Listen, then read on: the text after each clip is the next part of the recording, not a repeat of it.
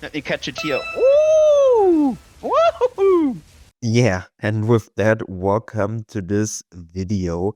Today I have a voiceover for you, and I gonna talk about the build and my experience so far while I play a 13 breach map. So yeah, you probably see some action here. I also was able to loot some good stuff, and yeah, let's talk about the build. As you see, I show off the gems and my gear. For gems, currently I am able to run 5 spirit gems, which is pretty huge. And I actually just get guided by this video from this guy who said, yeah, how to make a 16 divine budget gambling stacker build. And I thought, yeah, okay, let's try it by myself. And as I tried to approach it, I immediately realized that you need a lot more divines to actually pull this build off, and it's hella fun. First up, it's hella fun. It's so much fun. I can't imagine the explosions on the screen, the movement speed on like sandpit, like in this showcase. It's just so good. It's so good. And now you see me also triggering 2 breaches at once, and you also see me dying, almost dying here because I want to limit test, and it's hella rippy, the map, and I'm having so much fun. This is like a big positive side for the build. The downside is the cost, because to actually, you saw that? Yeah, it was so close, but with the right jewelry and right gearing, you can get yourself out of this situation, and it's it's a really risky playstyle, and you actually have to learn how to play it, because with this class, you won't walk with WASD anymore. You will walk just with your left mouse button, because there's the skill on, and it's basically your movement speed.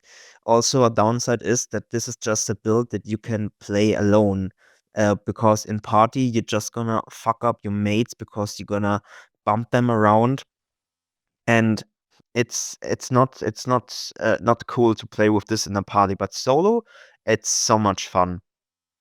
And other big downside of the build is that the coding, how the spell works with interacting with terrain, is pretty scuffed. So sometimes you can just fly through maps like Harry Potter or so, and on the other map like Augury or DK, you just stick to every single corner, because there's something that you maybe also noticed with WASD movement.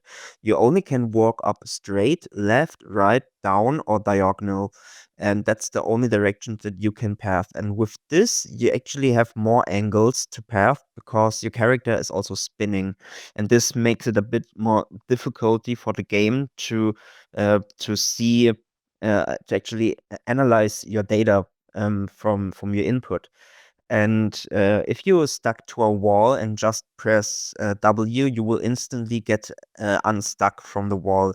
If you try to Tempest Flurry out, you probably get stuck even more, or can't even go out, or just stop trying at one point. This is pretty frustrating, and I played it now for a whole day. I did like 100 maps or so, and I enjoyed it really much. And I only have 6 rarity on my gear, 6% rarity I only have on my gear, and I'm looting the vines. And you see this map over here, um, that also proves my point that rarity isn't that important. But I will make a separate video about that. Um, as you can see in this situation, I don't have my staff on, because I need charges now. It's online, and after that, I also get the explosions. The tweak I did with my build is because they said, yeah, play with cast on shock and stuff like this, and this is maybe good for bossing. But I have to say this right now. This build isn't made for bossing at all if you don't have the right gearing, and you need at least 1 mirror to invest into this build to actually have a safe boss carry character because you get one shots from out of nowhere the whole time. And you see how risky I play because I enjoy the playstyle to maybe risk all of the loot on the map, but first I just want to blast through all of these breaches. And it's really risky and really fun to play. But you get one shots out of nowhere, and if you run into a pack and you don't and they don't explode for whatever reason, you just screwed up and die. You just die because that's the build. You can't do anything about it. You can get more damage or so, but there will be still situations where you just get one shot because you get stunned. And it's a really good mapper. It's one of the best mapper I play so far and the most fun for sure. But it has a high risk, but you can go insanely fast with this build, and it's so much fun in the end. um Also, for the gem setup I showed earlier, and now I want to mention it again. I'm running cast on crit instead of cast on shock, and I also run Herald of Ice, Herald of Thunder. Then I run this thing where I can get like my frenzy charges or so, and then I also run Dread Banner for some more stun threshold, because I'm not playing with Astramentis, and my build I'm playing now with this doesn't need a Astramentis, and now you see me dropping the Divine also in this map.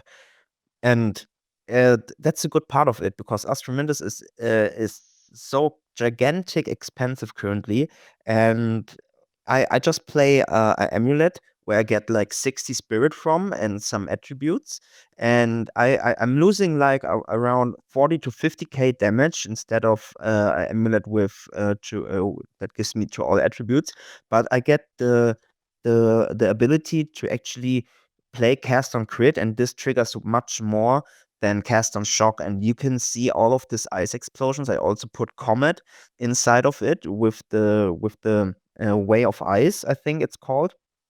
And I'm just exploding the whole screen, and it's just winter wonderland. It's so much fun to play and enjoy and to see. And overall, for me personally, I think the upsides definitely will keep me playing this build, because on maps like this, it's hella fun, and you feel like a Ferrari or so. It's so cool.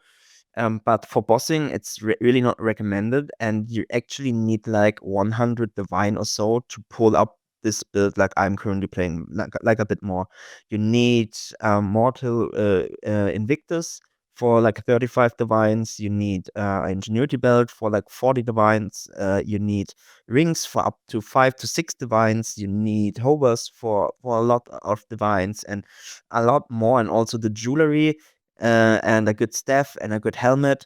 And it's really expensive because I'm also playing, because to actually play 5 spirit gems, you need to get against the darkness jewel with at least 10 spirit on, and those also cost like 35 divines. So only three pieces of my gear also died there, pretty close. But yeah, luckily I didn't.